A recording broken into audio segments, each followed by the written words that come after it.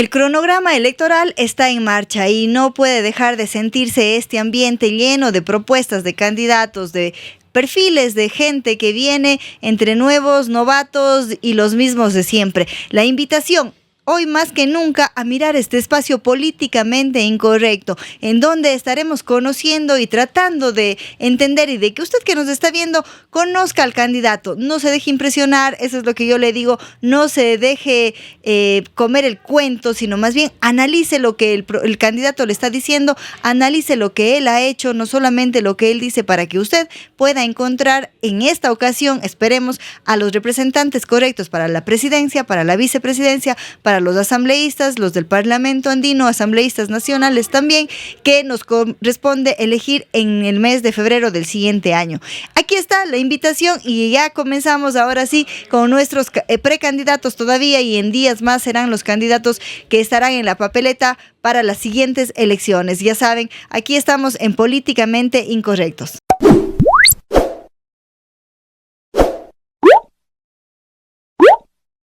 Hola mis amigos, bienvenidos a un domingo más de Políticamente Incorrecto, y como les decía, el aire ya está oliendo a este ambiente preelectoral. Estamos con algunos precandidatos ya que van a representar no solamente en la presidencia y vicepresidencia, sino también en la Asamblea Nacional. El día de hoy me acompaña el doctor Galo Cárdenas, quien está como precandidato para la Asamblea representando a la provincia de la Suay.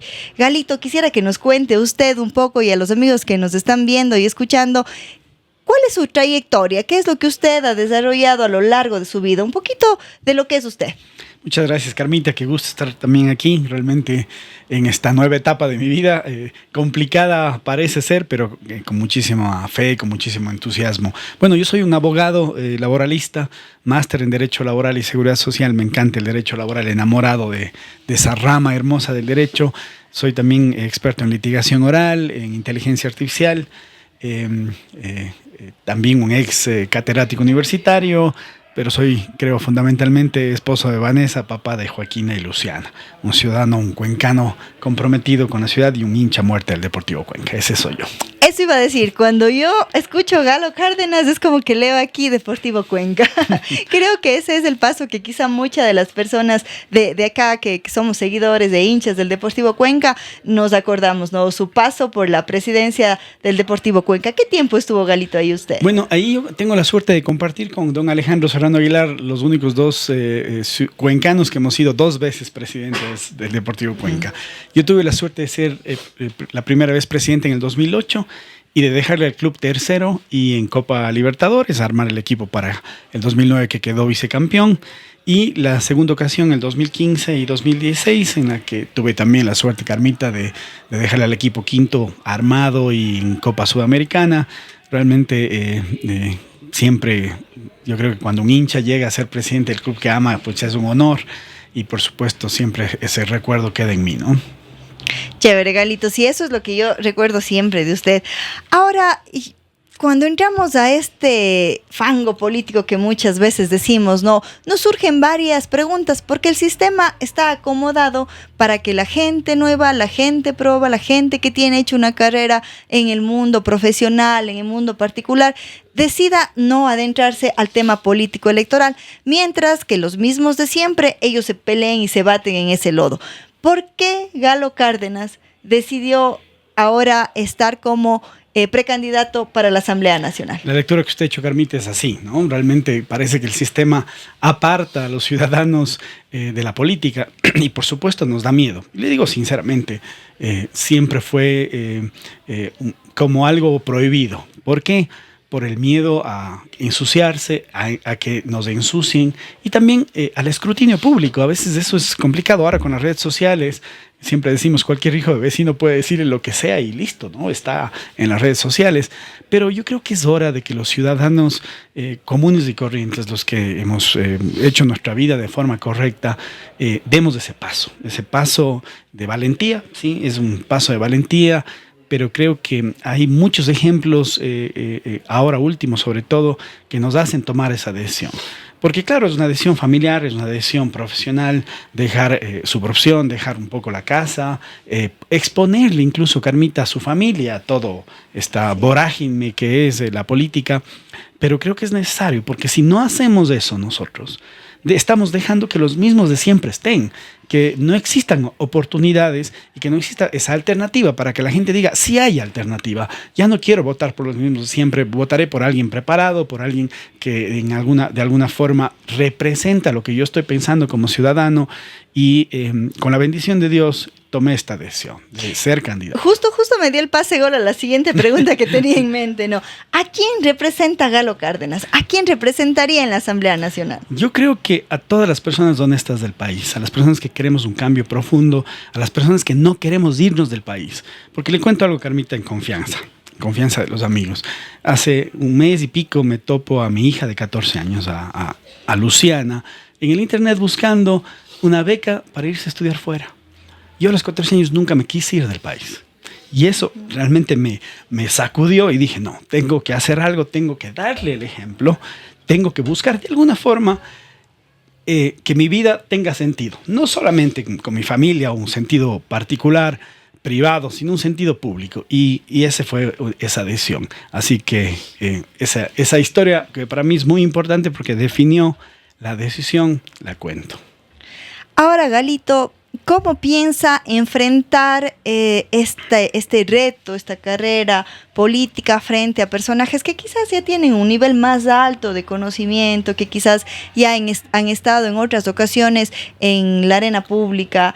¿Cómo usted piensa enfrentar a estos dinosaurios políticos, los digo yo, en estas elecciones? Sí, yo creo con sinceridad, diciendo las cosas como son. Yo creo que el político está acostumbrado a decir lo que la gente quiere oír y hacer una cosa diferente. Yo creo que uno no es lo que dice, uno es lo que hace. Así de simple. Entonces, sí creo que es importante que de alguna forma dignifiquemos la política, que ya no sea una mala palabra. Imagínense lo que es. Y me decía un día mi sobrino, oye, tío, ¿qué haces? O sea, ¿por qué te arriesgas de esa forma? Y yo decía, es que hace falta. Y me decía, una vez fui a un lanzamiento de un libro y esta persona que escribió el libro decía algo que me llamó la atención, que el hijo menor de edad le había dicho, ¿para qué escribes un libro si hay tantos? ¿No? Y es decir, bueno, ¿para qué me meto a la política si hay tantos? Porque quiero ser diferente, porque deben juzgarnos por nuestro contenido, ¿sí? Para un analfabeto, todos los libros son iguales.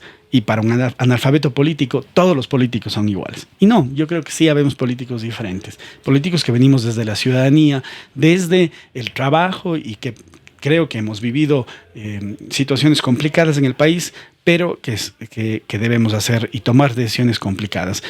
Carmita, yo creo que algunas cosas compartimos con usted, porque nos conocemos desde hace mucho tiempo. Una de las cosas que compartimos es la admiración y el cariño por Fernando Villavicencio. Y creo que lo que pasó con Fernando marcó también tanto su vida como la mía.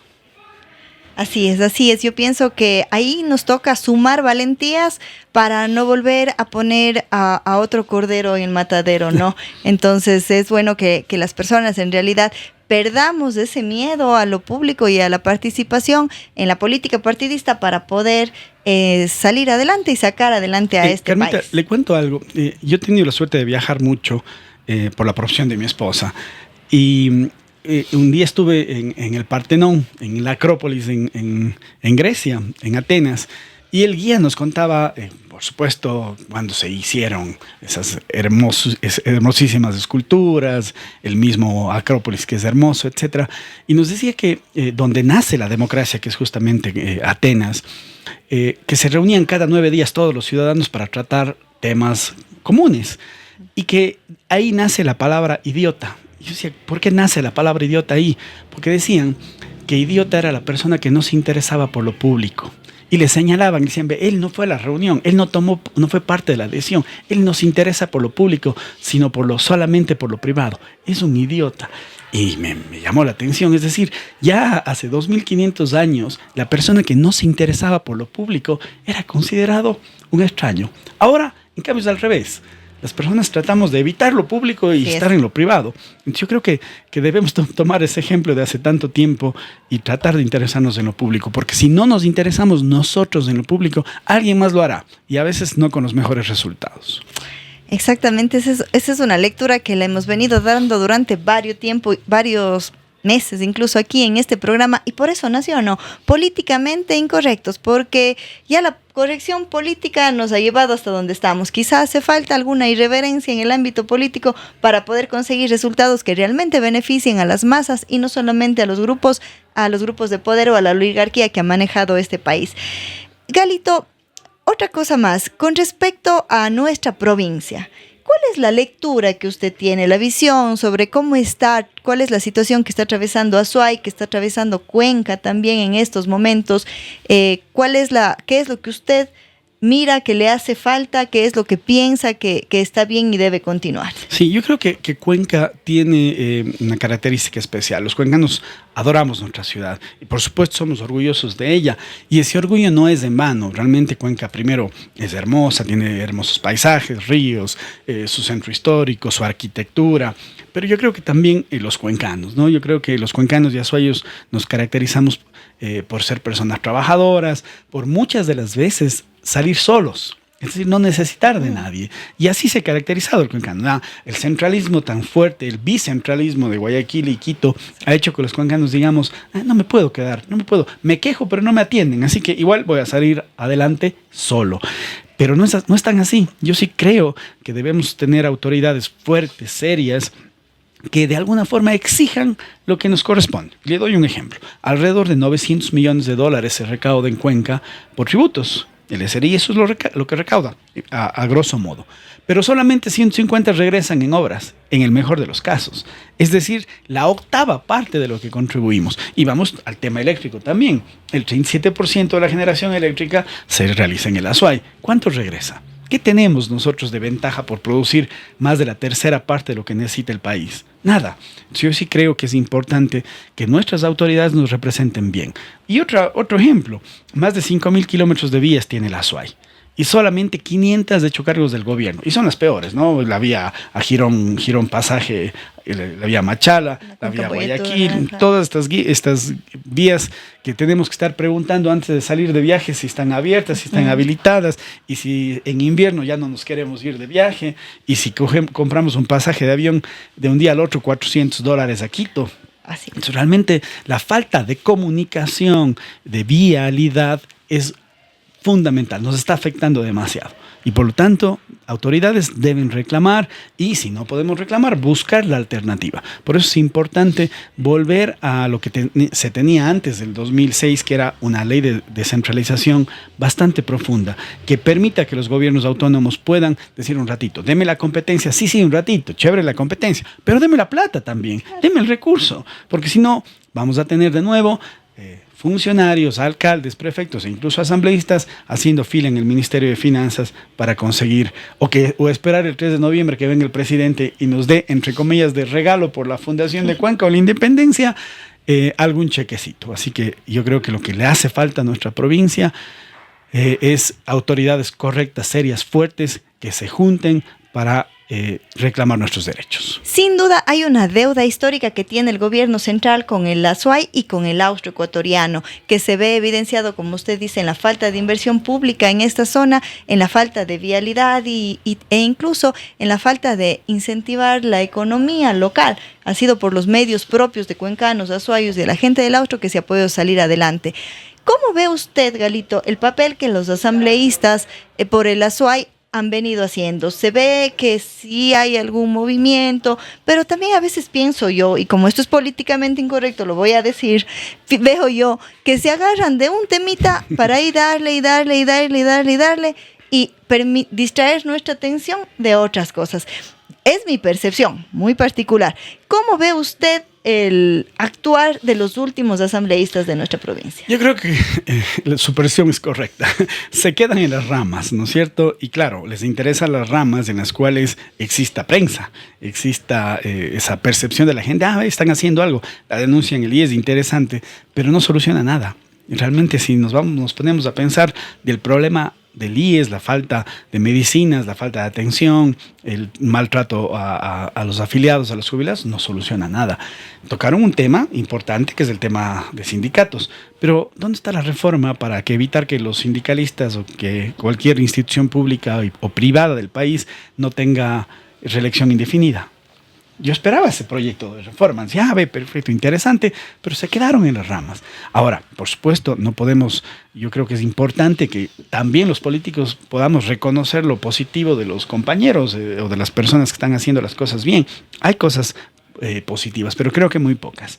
Sí es importante, una cosa positiva es que se hayan unido todos. Eso realmente me llamó la atención y digo, qué bien, qué bueno, ¿no? Independientemente de sus creencias políticas, de su ideología política, que en algunos casos no la tienen porque pasan de camiseta en camiseta, pero sí es importante que hagamos un solo puño, ¿no? Lo que decía justo en la pregunta anterior, que las autoridades nos juntemos y logremos los derechos y las necesidades, satisfazcamos las necesidades que tiene la provincia. Galito, desde la fiscalización y la legislación, que son las dos únicas competencias que tiene un asambleísta, ¿qué se puede hacer por el Azuay? Sí. Por el Azuay. Qué buena pregunta y cómo la hizo Carmita, porque la gente debe saber justamente eso, ¿no? ¿Qué puede hacer un asambleísta? Porque si no me van a decir, oiga, la carretera de acá, Galo, está mal. No, o sea, el asambleísta puede legislar, ¿qué es legislar? Producir leyes o quitar las que no están bien. Y fiscalizar, y es importante. Yo voy a tratar, espero que así sea, de que mi 90% sea la de producir leyes. Eso es lo que yo quiero hacer, producir leyes, quitar algunas que están mal, mejorar algunas que tienen una buena intención, pero que les salió un engendro por ahí, un Frankenstein, como por ejemplo la ley de acoso laboral, entonces que no hace diferenciación de cargos, etcétera, etcétera, y que va en contra incluso de la Constitución al decir que por una sola vez es acoso, cuando ha habido sentencias de la Corte Constitucional que habla claramente de la reiteración de la conducta, etcétera, ¿no? Entonces, yo creo que sí es importante que personas que de alguna forma conocemos las necesidades legales, de reformas legales, en el caso que yo siempre he hablado desde hace muchísimo tiempo, el código laboral nuestro es un código que tiene 87 años, va a cumplir 87 años, y que se realizó con una realidad diferente a la actual. Sigue estando vigente. Necesitamos reformas profundas, laborales, que puedan de alguna forma incentivar el empleo. Vea este dato que me llamó la atención realmente del mes pasado. 51,000 empleos se perdieron solo el mes pasado. Y no es un dato al azar. INEC, es decir, el Instituto Nacional de Estadísticas y Censos nos dice que el mes pasado, en un mes, se perdieron 51,000 empleos. Es decir, 51,000 personas fueron despedidas. Exactamente. Y ya esto engorda la estadística clarísima de que solamente de cada 10 ecuatorianos, 3 tienen un empleo justo, formal, es decir, afiliación al Seguro Social, 13º, 14º vacación. ¿Qué debemos hacer? Usted decía algo muy interesante. Si seguimos haciendo las mismas cosas, vamos a seguir obteniendo los mismos resultados. Por lo tanto, es muy necesario que tengamos representantes que conozcan de las reformas necesarias y que hayan de alguna forma manejado por lo menos una tienda de la esquina. Porque es que sepan la realidad, que sepan lo duro que es sacar al fin de mes un sueldo y en diciembre un 13º, en agosto un 14º, pagar el fondo de reserva, los altísimos que son los intereses del Seguro Social, ¿no es cierto? Y que no se dediquen su vida, su periodo legislativo a buscar el día del gamer o el día del bizcocho. O sea, Dios mío, ¿en dónde estamos? Como si no tuviéramos necesidades urgentes, Carmita. Como siempre digo, Galito me da unos pases goles. Si tuviéramos una delantera precisa en el Deportivo Cuenca ahí jugando los dos. Algún día vamos a jugar los dos, Carmita. Ya verá que sí. Yo pienso que muy pronto. ¿Solo debería haber abogados en la Asamblea Nacional? ¿Usted piensa eso? ¿O debería haber una conformación multidisciplinaria en cuanto a las leyes y a la fiscalización? Creo que debería ser multidisciplinario, por supuesto. Pero sí es importante que existan personas que tengan una experiencia, tanto en la vida empresarial, en la vida sindical, en la vida médica, en la vida legal, porque se tratan de diferentes temas. Y claro, un ingeniero que haya tenido experiencia, un empresario, un trabajador puede asesorarse de un buen abogado, de un buen equipo de personas. Va a depender mucho que el asambleísta tenga un buen equipo asesor también, o que su bloque tenga un buen equipo asesor. Entonces no es necesario que seamos solo abogados los que vayamos a la asamblea. En mi caso, tengo esa suerte de ser abogado, ya mismo 25 años de profesión, de haber tenido esa suerte de salir a estudiar fuera, de poder aplicarlo, de estudiar acá también y de estar el día a día en los juzgados. Yo sé la necesidad de la justicia, yo sé cuánto se demora un juicio. Un juicio de alimentos puede demorarse 6 meses, un juicio de familia 10 años, un juicio laboral 7, 8 meses cuando no se extiende por más. Y muchas veces, Carmita, no es por falta de compromiso de los jueces o de los secretarios de los juzgados, porque en Cuenca sí. Yo creo que la gran mayoría son personas de bien, honestas, que no se dejan comprar, sino porque no tienen tiempo. El otro día estuve con una amiga fiscal, Carmita. ¿Sabe cuántos casos tiene su fiscalía? Llegó hace 2 meses a esa fiscalía. ¿Cuántos casos tiene represados? Deme un número. 50, 100. 4.570 casos represados. ¿Ustedes creen que una persona puede sacar en un año 4.570 casos? Imposible. Entonces, ¿nos hace falta más fiscales? Por supuesto. Y era una fiscalía de violencia de género. De violencia de género, algo tan necesario en la actualidad. Entonces, claro, llega una mujer violentada, presenta la denuncia, ¿y cuándo le van a dar resultado? Después de analizar los otros 4.000 cuando sea abuelita. y más aún en una provincia como la provincia de La Suay, que es la que mantiene los índices más altos en violencia de género, ¿no? Entonces ahí es en donde se debería ir analizando quizá por provincia y cumpliendo estas necesidades que se tienen. Usted habló de algo muy importante. El candidato, el precandidato, el asambleísta debería tener experiencia en lo particular, debería tener una trayectoria, debería tener unas batallas luchadas en su vida, pero también cree que debería tener experiencia en lo público. ¿Usted tiene alguna experiencia en lo público? Sí. ¿Nos puede contar, Galito? Yo no tengo nada de experiencia en lo público. No he sido nunca empleado público, no he manejado ningún tema público, pero sí desde mi sector de asesoría privada he podido llegar a acuerdos público-privados. En el estudio jurídico del cual me pertenezco y soy socio, existen abogados que trabajan en lo público, empresas públicas nos piden asesoramiento, pero no he sido empleado de lo público. Y yo creo que eso me da una ventaja también, que es la de llegar fresco, ¿no? La de saber cómo se hacen las cosas bien en el sector privado, pero eso también está muy vinculado con mi ideología. Yo creo muy sinceramente que el Estado debe ser un Estado fuerte pero pequeño. No se debe intrometer en la vida de la gente. Debe limitar la cancha, ser el árbitro, pero nada más.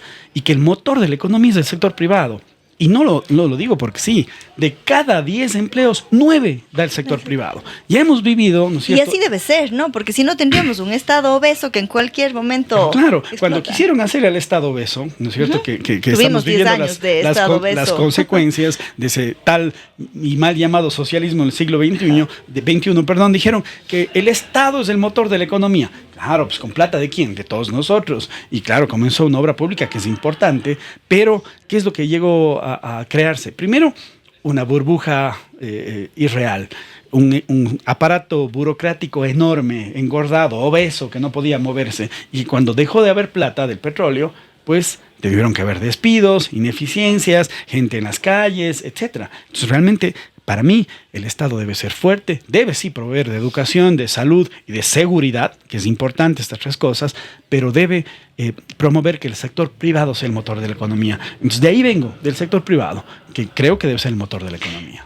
Pasamos a un tema súper interesante, el tema de las ideologías. ¿Cómo se cataloga usted, Galito? ¿De izquierda, de derecha, de centro? ¿No quiere estar encasillado en ninguno de los 2 casilleros? ¿Cómo se cataloga usted? Sí. Mire, mucha gente me decía, no me importa qué ideología tenga usted, lo que a mí me importa es de que me dé resultados. Y justo uno hace la analogía del gato, ¿no? No importa de qué color sea el gato, lo importante es que case ratones. Y es verdad, pero yo sí creo y le doy una importancia a las ideologías. ¿Por qué? Porque así sabemos para dónde va a ir esta persona, hacia dónde camina, ¿no es cierto? De dónde viene y hacia dónde va. ¿Qué podemos esperar? Así es. Por eso cuando uno escoge un populista no sabe qué va a pasar, a dónde va a tirar. Entontonces, yo respondiendo su pregunta, porque usted me va a ver a mí siempre, nunca voy a evadir una respuesta, nunca. Y si no sé algo, le voy a decir no sé. Porque yo creo que lo que sí voy a hacer en esta campaña es demostrar que sí hay cómo ser político sincero y decir las cosas como son. A ver, yo me catalogo como alguien de centro, de alguien que piensa que el Estado es importante, pero más la economía privada, donde es importante, sobre todo en nuestro país, la solidaridad y la justicia social, pero siempre con la eficiencia del sector privado. Por lo tanto, yo creo que sí hay cómo juntar estas dos. Yo creo que, por ejemplo, el trabajador y el empleador son hermanos siameses que tienen que vivir juntos, que están unidos por órganos fundamentales y no podemos separarlos. Por eso, cuando alguien quiere manchar al empleador o alguien quiere manchar al trabajador, digo, no, si somos hermanos siameses, busquemos soluciones conjuntas. Yo creo que ese espacio de centro, en el donde no existe ni lo bueno ni lo malo, pero sí normas claras, debe prevalecer en algún momento. Yo soy una persona del centro político.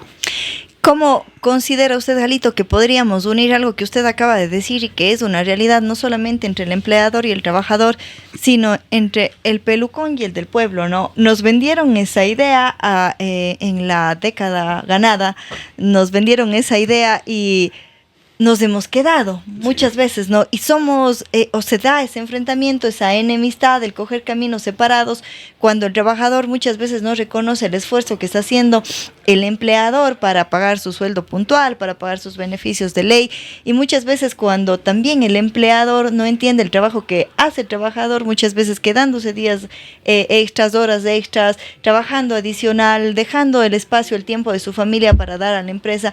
Entonces, ¿cómo podemos unir esa brecha? Usted que conoce muchísimo de este aspecto laboral y que en alguna ocasión que hemos podido conversar de este tema, he visto que ha tratado de fallar de una manera ecuánime. ¿Qué se puede hacer, Galito? ¿Cómo reconciliar? Yo creo, sobre todo, viendo el objetivo. Yo recuerdo, yo voy a los 24 años de casado, Carmita, y claro, pues no todo es paz. En algún momento, sobre todo en los primeros años de matrimonio, uno quiere salirse con la suya, la esposa igual, y en el caso suyo también le debe haber pasado, Carmita. Creo que todos los amigos que estamos casados, ¿no? Que tenemos una pareja. Y nos fuimos donde un orientador matrimonial para que nos ayude un poquito, ¿no? Y él nos decía algo: el amor no es verse frente a frente, sino tener el mismo objetivo y ayudarnos en ese objetivo. Y eso se me quedó en la cabeza, ¿no? Porque claro, yo tengo que respetar las diferencias, el diferente pensamiento de mi esposa, sus diferentes gustos en música, en comida, y ella tiene que hacer lo mismo con los míos, respetarlos. Y yo creo que esa es la clave, ¿no? El respeto y la tolerancia. Nos enseñaron a que somos enemigos, y no, ¿cómo vamos a ser enemigos? Tenemos que respetar, y respetando, viendo hacia el mismo objetivo. Si el objetivo del trabajador y del empleador es el de llevar el pan honestamente a su casa y de progresar, pues trabajemos juntos. Esa es la forma, ¿no es cierto? Si miramos el mismo objetivo, que es el bienestar del uno y del otro, vamos a seguir caminando juntos, de la mano y tranquilos. Yo creo que esa es la clave, ¿no es cierto? El objetivo. Y el objetivo de todos este momento es un país sin violencia, un país con empleo, un país con oportunidades, un país donde nadie quiera irse. Entonces, vamos caminando juntos. Justo usted menciona algo que lo acabo de vivir. Estuve un poco más de 20 días con la comunidad de migrantes. Estuvimos haciendo un trabajo interesante allá, conociendo sus necesidades, entendiendo, conociendo sus historias, de cómo llegaron muchas personas detenidos, algunos llegaron, se entregaron, otros cruzaron el Darién. Y cada una de esas historias se ve marcada y se refleja mucho más acá en Cuenca y en el Azuay. Entonces ahí es cuando yo quiero, antes de irnos a su propuesta estrella, le digo yo a la estrella de la corona, antes de irnos a esa propuesta, yo quiero preguntarle con respecto a estas problemáticas que tiene la provincia. ¿Usted ha trabajado, ha desarrollado ya algunas propuestas específicas que se podrían impulsar desde la Asamblea Nacional? Bueno, lo que usted dice es una realidad fuerte, ¿no? La migración ha sido fuertísima, sobre todo estos últimos años. Dicen las estadísticas que está muy parecida a la de 1999, a la crisis bancaria. O sea, realmente llama muchísimo la atención. Claro, ahora es un poco más visible por las redes sociales, por los medios de comunicación, por personas como usted que han podido de cerca tocar la realidad que están pasando nuestros compatriotas migrantes. Y ahí, solamente para desviarme un ratito, es otra de las características del cuencano del Azuayo, ¿no? El no quedarse estático. Y ahí está el ejemplo: migrar. Me voy porque tengo que mejorar mi condición de vida y la de mi familia. Y eso ha mantenido, perdón que le interrumpa, Galito, y eso ha mantenido la economía de la localidad durante muchísimos años. Las remesas es uno de los ingresos más importantes que tiene nuestra provincia. Así es, totalmente. Si no hubieran remesas, creo que el país estaría parecido a los países que fueron al socialismo del siglo XXI, ¿no? Como Nicaragua, como Venezuela, etcétera, ¿no? Pero bueno, volviendo al tema, yo creo que es importante desde el legislativo tratar de que primero, con políticas serias de empleo y de producción, evitar que la persona migre. Pero si la persona llegase a migrar, ¿no es cierto? El tratar de darle esa dignidad, de buscar que el Ecuador tenga convenios internacionales y que del Ecuador esté presente en la frontera, de que nos ayuden más. Si usted va y conoce las embajadas de Washington, los consulados de Miami, de Los Ángeles, lindos consulados, lindas oficinas, pero ¿por qué no estamos en El Paso? ¿Por qué no estamos cerca de la frontera? ¿Por qué no buscamos que el funcionario diplomático, que es un funcionario correcto y que conoce las necesidades, esté ayudando justamente donde debe ayudar, donde vea la necesidad de la gente? Ahora, imagínense, usted va al consulado de Queens, del Ecuador, y trata de sacar una cédula y se demora 3, 4 meses y tiene que hacer colas desde la madrugada en invierno, en temperaturas bajo cero. ¿Cómo es el trato a nuestro compatriota migrante que ha venido sufriendo, que ha pasado de todo? Y tal vez por eso decimos, no, va a aguantar horas de frío afuera haciendo fila. ¿Qué está pasando? ¿Cuándo? Esta es una de las propuestas que tengo.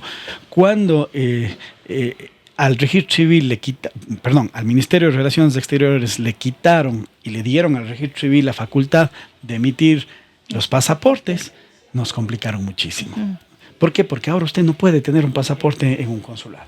Antes tenían incluso la impresora en los consulados y usted podía enseguida tener un pasaporte si necesitaba. Ahora no. Entonces yo creo que es importante que instituciones que conocen del tema ya y que ya la vivieron y era bastante eficiente. Ustedes recordarán tal vez hace 10 años donde usted sacaba el mismo día el pasaporte sin ningún problema. Ahora tiene que hacer filas, pagar al señor de la espumilla para que le dé un turno, etcétera, etcétera. Entonces sí creo que podemos desde el legislativo ayudar. Ahora coge el turno con hora y tiene que llegar 2 horas antes para ver si logra entrar. Esa es la realidad. Esa es la realidad. Entonces yo creo que desde las cositas pequeñas, ¿no es cierto? Darles facilidades, atención, buscar que no solamente estén en los consulados el agregado comercial, el agregado cultural, sino el agregado del migrante, el que pueda solucionar sus temas, llevar brigadas médicas. O sea, hay mucho por hacer. Parte de la identidad de los cuencanos, sin duda, es esta ola migratoria que nos acompaña. Pienso Carmita, que todos los cuencanos tenemos un tío, por lo un menos primo, un familiar allá. Exacto, ¿Sí o no? por no decir toda la familia. Así Yo tengo es. casi toda la familia materna viviendo allá. Así es. Y ahora cada vez más y más parte de la familia paterna allá. Otra parte que es crucial dentro de la identidad de los cuencanos ha sido la lucha por el agua, por los páramos, por cuidar el Cajas y por decirle no a la minería metálica en aquella zona de recarga hídrica. Lo dijo Girón, lo dijo Cuenca. Sin embargo, hoy vemos que el gobierno nacional se quiere pasar por encima de esa consulta popular y que ya ha enviado a las mineras para que hagan ciertas acciones. ¿Qué opina usted, Galito? ¿Cómo deberían los asambleístas, que son también encargados de fiscalizar, hacer que se cumpla la voluntad de los cuencanos, de los mandantes? Sí. ¿Qué opina de este tema y qué hay que hacer? Es un tema muy importante, Carmita, qué bueno que usted lo trae a colación. Yo creo que es muy importante. A ver, primero, al ser yo un hombre de leyes, tengo que respetar la ley, pues. O sea, si la Constitución de nuestra República nos puso como requisito para que una empresa entre o para que se dé una explotación minera la consulta popular, y esta consulta dijo una cosa, pues se tiene que respetar. Si quieren que la cosa cambie, pues hagan otra consulta o busquemos la posibilidad de que exista alguna reforma, pero mientras una ley esté vigente, pues se la tiene que respetar, así de simple. Sí creo que lamentablemente el gobierno nacional parece ser acostumbrado desde su niñez, y no han pasado muchos años hasta ahora, a irrespetar la ley, a pensar que esto es un capricho. No, pues yo creo que los cuencanos y azuayos debemos enseñarle a la gente que aquí se respeta la ley. Por lo tanto, si se ha dado una consulta y sobre todo protegiendo algo tan importante que es el agua, tenemos que respetarlo. Sí es importante y le digo sinceramente, creo que la minería es muy necesaria en nuestro país, creo que va a dar muchísimos recursos necesarios para nuestro país, pero primero está la vida, primero está el agua. Por lo tanto, como bien decía usted, en sectores, en humedales, en áreas protegidas, no puede haber minería. Y así de simple, así lo dice nuestra ley, así le dice la consulta y así se tiene que respetar. Y esto la gente que nos está viendo debería entendernos desde el lado en el que no hay minería legal ni minería ilegal. Esto es por la vida, esto es por el agua. Hoy tenemos problemas. Justo en esta semana, el día lunes, el alcalde dijo que de continuar el estiaje y si es que el cuencano no ahorra por lo menos el 20% del agua que consume, vamos a tener racionamientos entre 6 y 8 horas. Y claro, es parte sí del cambio climático, es una de las causas. El cuencano ha hecho lo suyo, le cuento, Galito. Los datos técnicos, cuando yo estudié ingeniería hace más de 15 años, nos decían que el consumo promedio era de 250 litros por habitante en Cuenca. Es que es bastante elevado, ¿no? Hoy estamos por los 180 litros, es decir, ya hubo una reducción de 70 litros por habitante por día en el consumo. Hoy debemos ahorrar un 20%, es decir, tenemos que ahorrar, cuencanos y cuencanas, 36 litros de agua cada uno para que pueda soportar nuestro sistema de abastecimiento de agua. Pero esto a la vez no es nuevo. Esto se viene dando desde los planes maestros que se dieron en el año 2009. Se pronosticó que para el 2030, que faltan 5 años más, para el 2030 ya teníamos un faltante de 350 litros por segundo. ¿Qué se puede hacer desde el gobierno? Muchas veces dicen, ya si no llueve no hay cómo hacer nada. No, acá se han planteado varias propuestas. Primero se necesita un embalse para que, como todo, ¿no? Cuando uno tiene abundancia de algo, lo ahorre para que lo utilice como cuando no tiene. Como cuando uno tiene mucho trabajo, entonces entran los casos, le llueven al Galito y luego no sabemos si viene pandemia, no hay casos. Entonces eso que tenía antes lo guarda para después. Lo mismo pasa con el agua. Hay que hacer esos embalses que por politiqueros no se han logrado hacer. ¿Cómo se pueden impulsar todos estos proyectos, todos estos temas desde la Asamblea? Quizá yo digo, se puede hacer desde una fiscalización al cumplimiento de ciertas actuaciones de los gobernantes, de los funcionarios, porque a la vez estos errores de la administración o estas omisiones del no haber hecho las cosas a tiempo, hoy nos están poniendo en riesgo. Y yo justo quería ver quiénes han sido a lo largo de la historia los diversos gerentes de etapa para poder entender por qué es la empresa que está encargada tanto del Parque Nacional del Cajas como del abastecimiento de agua para los cuencanos. Lo que yo les quiero decir, amigos, es que a más de esta represa que hace falta construir, también hace falta ponerle atención en el cuidado de los páramos. La minería es uno de los factores que está disminuyendo la cantidad y la calidad de agua. Otro de los factores es la extensión de la frontera agrícola, la extensión de la frontera urbana. Todo esto ha venido haciendo mucho daño, pero no hemos visto acciones concretas quizás en la localidad. ¿Usted piensa, Galito, que es posible desde la Asamblea Nacional quizá algún plan de fiscalización o incluso quizás reformar las leyes para, no sé, darles mayor potestad a los gobiernos locales? ¿Qué se puede hacer? Yo estoy lanzando así ideas al aire. Carmita, los expertos nos dicen que la Tercera Guerra Mundial no va a ser ni por plata, ni por territorio, ni por petróleo, va a ser por agua. Y realmente cuando uno va y camina por las orillas de nuestros queridos ríos, yo vivo cerca de uno de ellos, de una orilla, y me doy cuenta todos los días porque paso por ahí, realmente cómo está, ¿no? Ya hay como pasar el Tomebamba caminando y sí creo que es importante que ya nuestras autoridades comiencen a preocuparse de una concientización aún mayor. Está bien que hagan un concierto, pero que se gasten millones de dólares en un concierto cuando ese dinero puede estar justamente para acabar un estudio técnico y decirle a la gente, miren, esto es necesario. Esta presa es necesaria en el Llanucaya, en la parte de soldados. Tenemos que hacerla, ¿no es cierto? En Sustac realmente hay que socializar, hay que hablar con la gente y decirle, esto es necesario por esto, ¿no es cierto? Porque muchas veces nos equivocamos por desconocimiento, Carmita. La gente a veces se pone en una posición por desconocimiento o porque llegan, ¿no es cierto?, algunas personas tal vez pagadas por la minería ilegal, ¿no es cierto?, a buscar y decirles que esto es así, que esto es de otra forma, pero no le dicen la verdad. Por lo tanto, es importante que con estudios técnicos se le diga a la gente, esto necesitamos hacer para nuestro futuro, por más que nos cueste y nos moleste ahora, esto debemos hacer, ¿no? Porque justamente lo que decía usted, ¿qué es ahorrar? ¿Qué es pensar en el futuro? ¿No es cierto? Ponerme medio en las dificultades en el presente para estar mejor en el futuro, para estar mejor después. Y eso es lo que debemos hacer.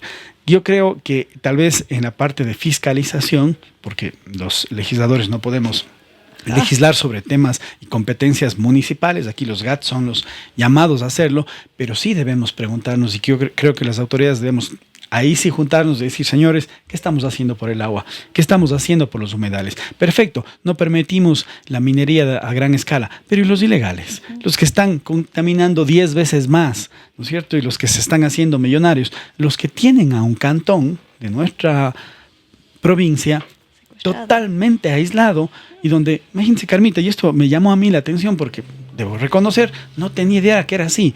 Les digo a las personas que vamos a hacer campaña conmigo, ¿cuándo nos vamos a Ponce Enríquez? Y me decían, no puede entrar en Ponce Enríquez, no puede hacer campaña ahí.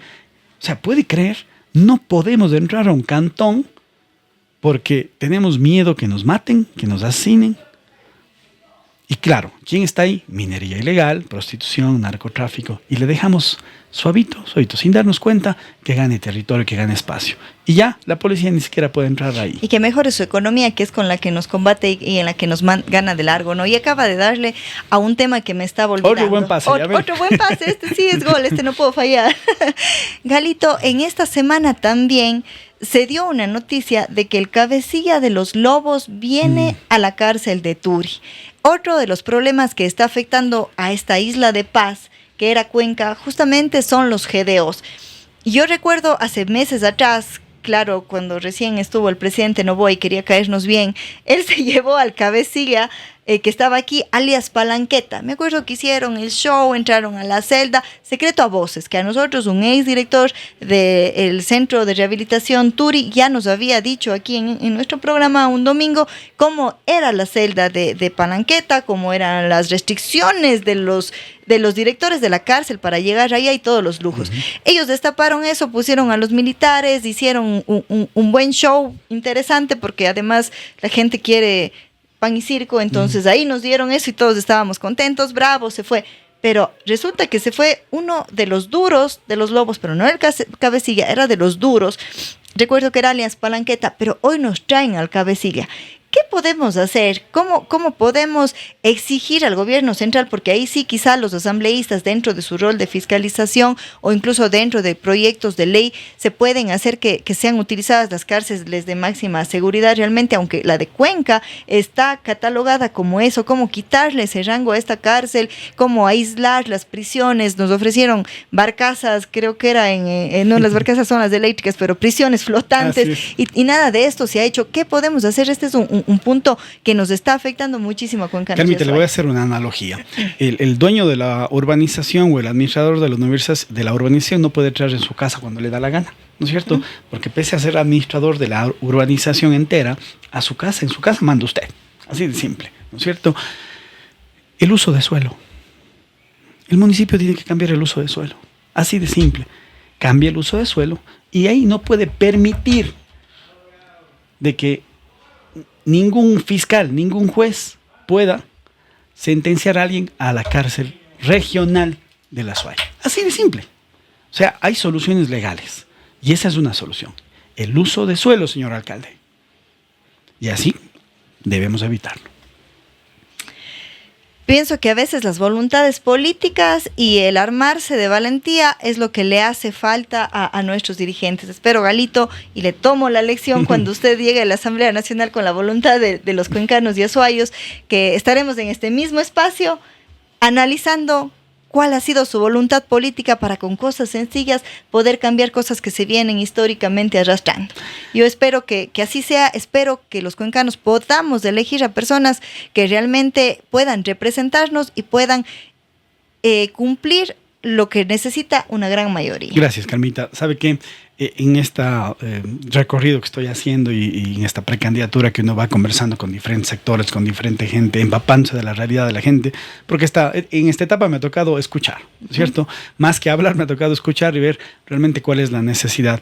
Y yo lo primero que hice, tengo 3 proyectos, estos son los 3 proyectos, y claro, el técnico en campañas le dice, no hable más de tantas cosas porque la gente se pierde, solo estas 3 cositas y usted guíe la entrevista y que estas 3 cosas sean las que usted hable y hable. y hable, pero realmente uno se da cuenta, hay tantas necesidades, tanta problemática, y por supuesto uno como legislador no va a poder solucionarlas todas, pero sí marcar el camino, y sí algunas hacerlas, y sí creo que es importante lo que usted decía, que nuestra gente, yo le invito a nuestro querido votante, a nuestro ciudadano, al cuencano, que analice bien, que sepa quién elige, que investigue un poquito, y que si le dicen alguna tontera, pues investigue a ver si es verdad. Porque a veces es facilito no creer. Comamos cuento, no comamos cuento, no simplemente cojamos un TikTok, no, veamos algunos, ¿no es cierto? Algunas redes. Es importante que nuestros representantes valgan la pena. Me está representando. Yo le pregunto a usted, si a usted le dicen, tiene que entregar un poder a alguien, ¿a quién le entrega el poder? A alguien de su confianza primero, ¿no es cierto? Y alguien que sepa que va a hacer lo que usted quiere hacer. Por lo tanto, eso es lo que estamos haciendo, entregándole al asambleísta nuestra confianza, ¿no es cierto? Diciéndole, haga usted porque yo no puedo, yo estoy ocupado en trabajar, etcétera, usted hágalo. Entonces, si vamos a entregar un poder a un legislador, a un representante, hagámoslo bien, escojamos bien, ¿sí? Entonces, es importante eso. Yo creo que ahora sí va a haber opciones, va a haber bastantes opciones. Eso es lo que digo yo, sí. ¿No? En medio de que todo el mundo critica la cantidad de candidatos y todo, veamos lo bueno, tenemos opciones. Claro, tenemos de todo. Y al fin y al cabo es nuestra responsabilidad, ¿no es cierto? Nosotros somos los que elegimos. Entonces, luego si nos quejamos de los políticos, también quejémonos de lo que yo le puse ahí.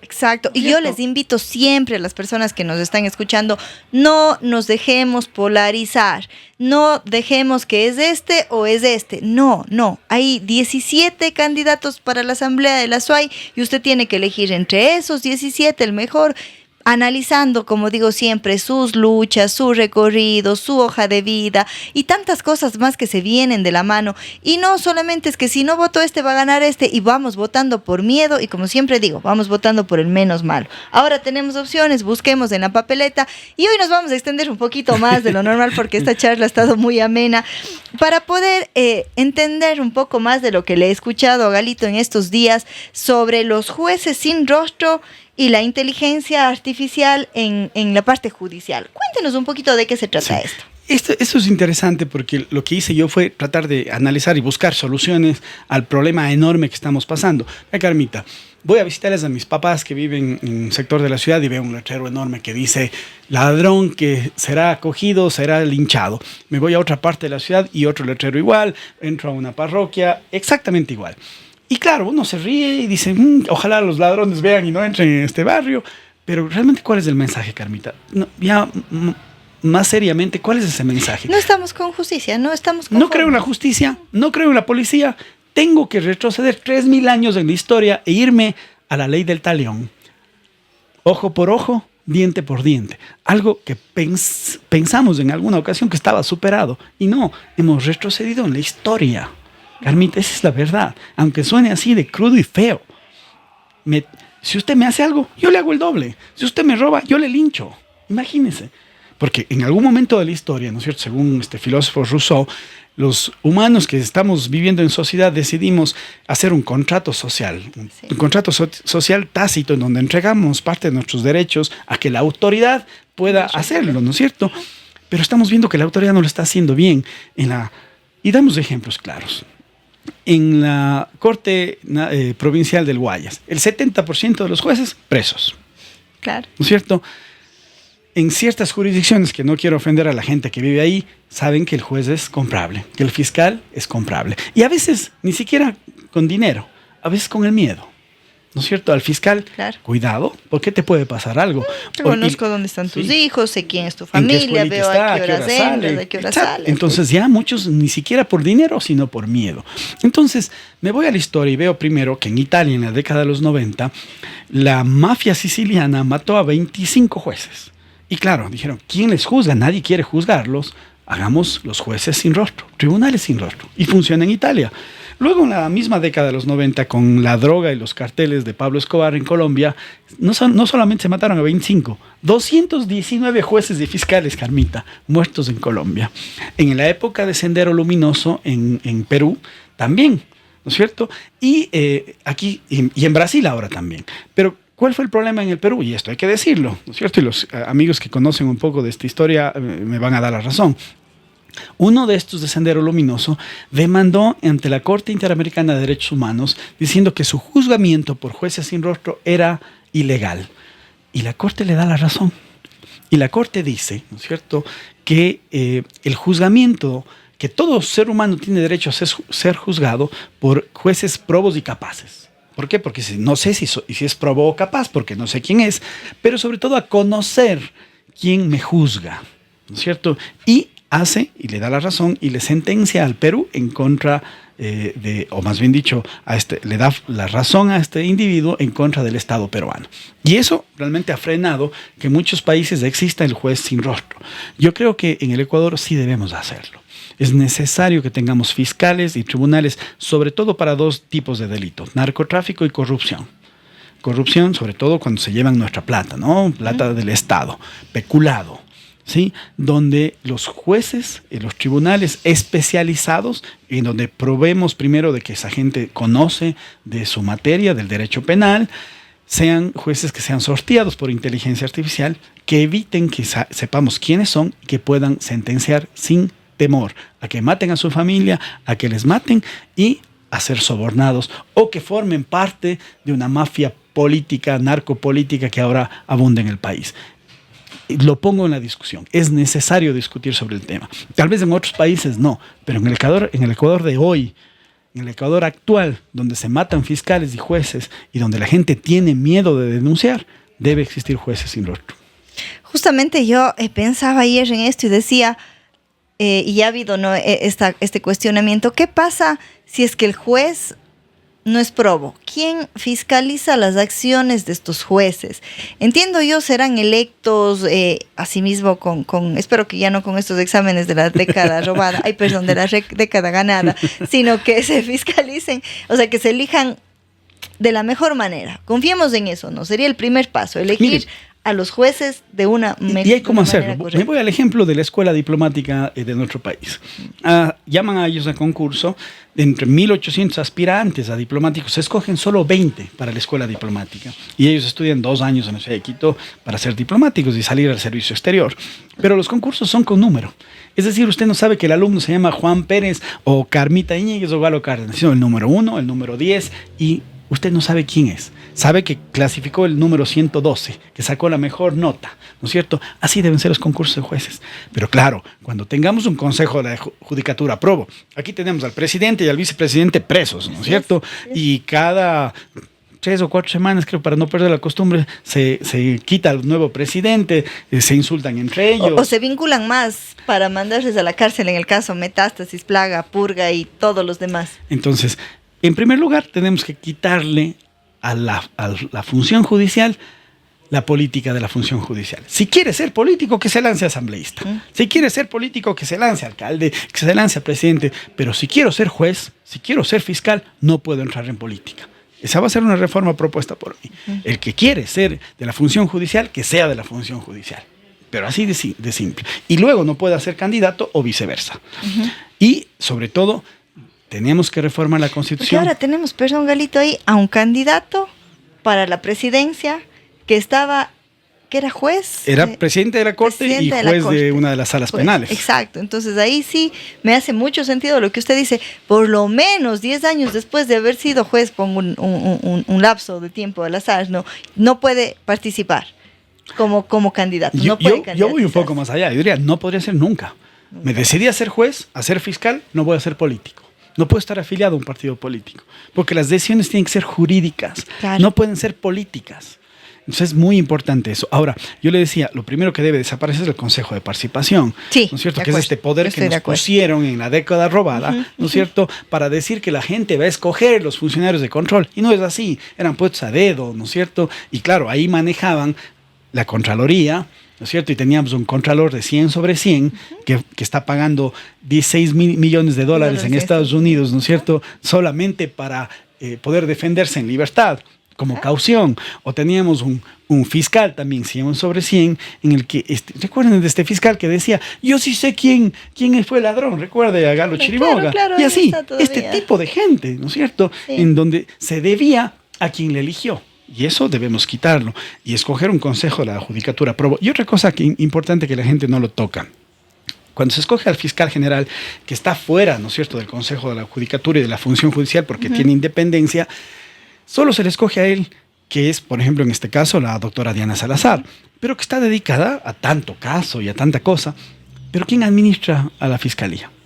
¿Quién ve que faltan en Cuenca 8 fiscales por nombrar? Que faltan en Guayaquil 10 más, en Esmeraldas 14 y así. Nadie. ¿Por qué? Porque no hay un cargo de fiscal administrativo. En la función judicial, el Consejo de la Judicatura ve cuando faltan jueces y nombran jueces. Claro. No lo hace bien, pero por lo menos hay quien lo haga. En la Fiscalía no.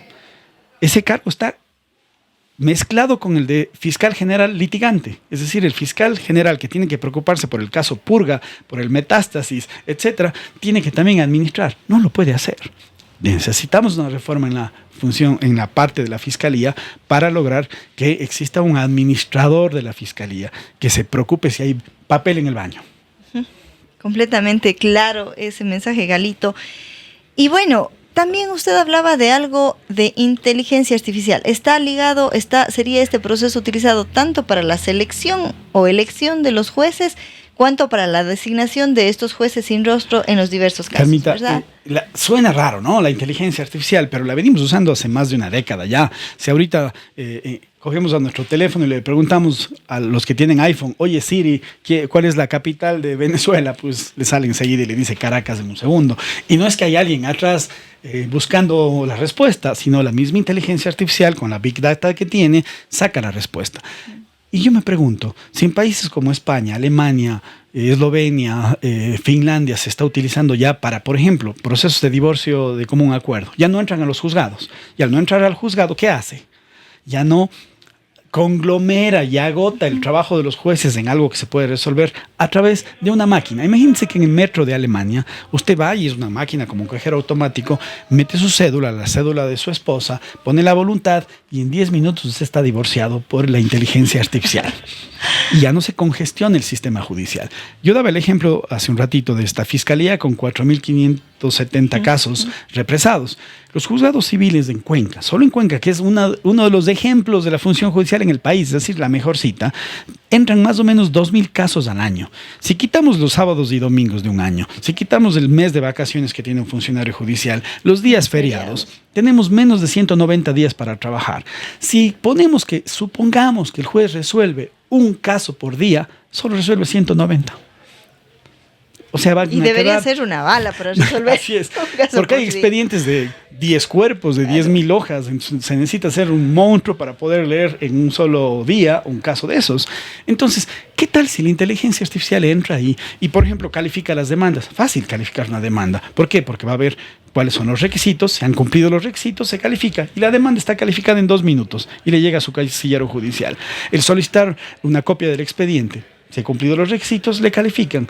Le vamos a descongestionar a la justicia, porque la justicia lo que necesita es más jueces, más funcionarios, y como no hay plata, vamos por las máquinas. Eso sí puede hacer una máquina, cosas simples. No estoy de acuerdo todavía, por supuesto, y es una discusión que se está dando ya en Argentina, por ejemplo, que ya tienen legislación sobre inteligencia artificial, sobre si la inteligencia artificial puede resolver una sentencia, puede dictar una sentencia. Yo creo que todavía no, que sí se necesita que el juez pueda revisar pruebas, los alegatos de una y otra parte, pero sí todo lo demás sí podría hacer la inteligencia artificial. Aprobar una prueba, llamar a audiencia. Vea, por ejemplo, en el 2020 hubo un caso muy sonado de compra de vacunas, etcétera, de pruebas COVID, de una familia famosa en nuestro país, la familia Bucarán.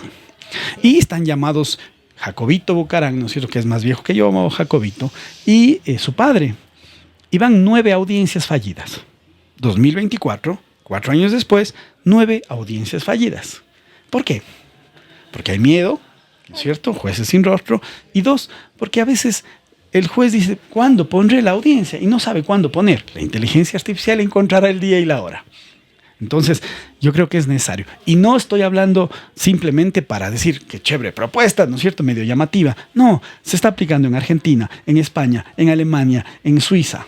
Tenemos ejemplos claros. Así que creo que puede ser una alternativa, una herramienta. Justo ahora, ayer estudiaba para una prueba del diplomado, me tocó quedarme estudiando. Y hablábamos muchísimo de este tema del GovTech, de la innovación en lo público y de cómo la inteligencia artificial puede analizar todos estos datos, presentarlos de una manera organizada, optimizar los recursos que haría un funcionario para que sobre ese análisis ya concreto de datos pueda tomar decisiones. Entonces, la innovación sobre lo público tenía unos 3 nombres importantes de estos procesos. Les ofrezco para el siguiente programa darles cuáles son estos nombres, pero está ya planteado sobre la mesa y pienso que lo único que falta es instrumentarla para que nuestro país pueda utilizarse y no pensar que siempre debemos estar relegados a todo en el tercer mundo. Carmita, usted es ingeniera, ¿no es cierto? ¿Cuánto se demora en un municipio la aprobación de unos planos para construir un proyecto? Depende del proyecto, si es que es construcción menor, si es que es construcción mayor, podemos pasarnos ahí tranquilamente de 3 a 6 meses. ¿No es cierto? 6 meses, ¿no es cierto? Eso es un promedio. Sí. Y diciendo que nos va bien, ¿qué tal si se utiliza en un municipio inteligencia artificial para aprobar proyectos, donde simplemente ve que se han cumplido los requisitos ambientales, arquitectónicos, de uso de suelo, etcétera, y lo va a analizar totalmente independiente de gustos o disgustos o de amistades o enemistades, y le saca en segundos? Así es solamente subir toda la información a la nube y pedirle que procese. Yo a veces hago eso en algunos temas que tengo que resolver y estoy contra el tiempo, entonces le pido, ahí tengo mi amigo Chad que me ayuda a resolver todo esto. Entonces, lo único que hago es optimizar y dejarle lo que debe tener criterio, ahí lo separo y sobre lo que me da tabulado, que a veces ese tiempo de recopilar la información, de tabularla, de presentarla ordenadamente, es perdido. Y luego ya con todo eso listo, vamos sobre el criterio técnico que debe tener cada una de las cosas. Carmita, vamos a legislar sobre inteligencia artificial. Vamos a legislar y no preocuparnos en el día del bizcocho. Es importante. Es lo que esperamos, Galito, le tomamos la palabra y sobre todo estamos ya por cerrar este podcast. Jeremy, ya nos vamos. Muchas gracias. Creo que ha sido muy interesante la charla y les invito a ustedes a que se tomen este tiempo de revisar las propuestas, de conocer al precandidato, muy pronto candidato, para que puedan tomar la mejor decisión. Este ha sido políticamente incorrecto, el espacio, ya saben, en donde la corrección política no tiene cabida, y aquí estamos para decir las cosas como son. Un mensaje final, Galito. Muchas gracias, Carmita. Perdón a usted por este espacio tan bonito, tan interesante, tan necesario, ¿no? Qué bueno es que podamos conversar sobre temas que a veces son pesados, pero que son necesarios, ¿no? Hay que tocarlos. Así que yo simplemente agradecidísimo con usted por este lindo programa, por este espacio, y pedirle a la gente lo que decía Carmita: analicemos, no caigamos en el juego de dejar la política para que, entre comillas, otras personas, sino hagamos política, y a veces ni siquiera partidista. Analicemos por quién vamos a votar, votemos bien, reclamemos, digámosle: yo voté por usted, señor asambleísta, ¿qué es lo que hizo? Este era su plan, lo cumplió, etcétera, ¿no? Llamémosle a una reunión de barrio, hagamos política en la casa. No seamos, como decían los griegos, idiotas y solamente nos preocupemos por lo privado. Preocupémonos por lo público, porque lo público es de todos. Así es, mis queridos amigos, no se olviden de ver el programa completo en las redes de la 961, en Facebook, en YouTube, en Spotify también, La Mejor de Cuenca, La Carita Feliz. Nos vemos el siguiente domingo. Chao, amigos, gracias.